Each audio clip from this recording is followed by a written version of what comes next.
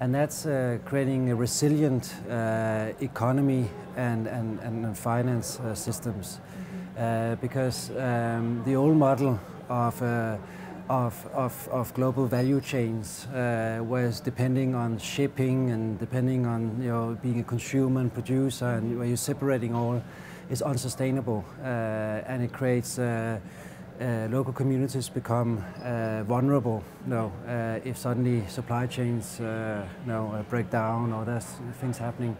So I think a program with research, development, learning, training around social entrepreneurship. How do you go from individual to create a social enterprise that both is creating profits but also creating good in societies.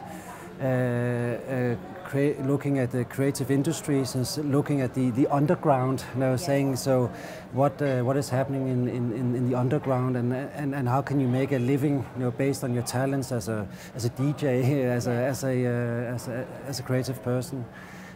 Going from looking at the manufacturing and the production processes. So one of the big trends in the world now is what I call social production, which means that you can tap into a global pool of intelligence. It might be fashion designers, and then have micro factories. For example, in the young, that can produce global brands locally.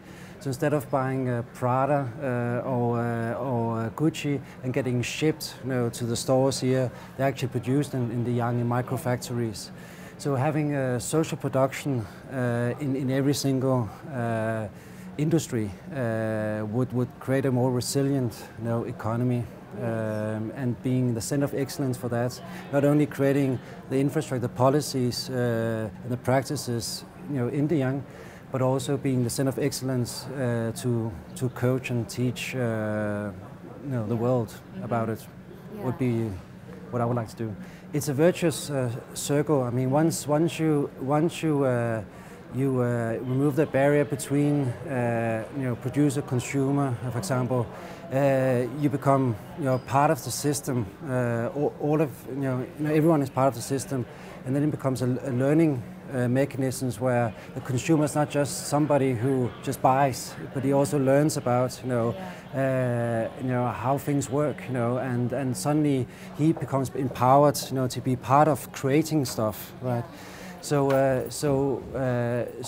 that will change the power structures in the whole system, and more towards people, which means that everyone will be empowered to do something.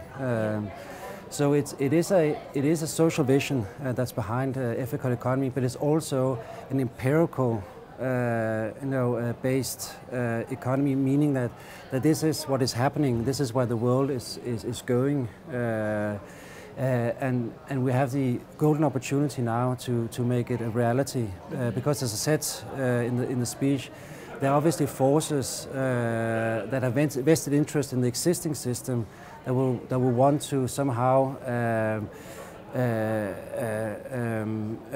fight this development. But if we can implement it quicker and accelerate this development, it will be the reality tomorrow.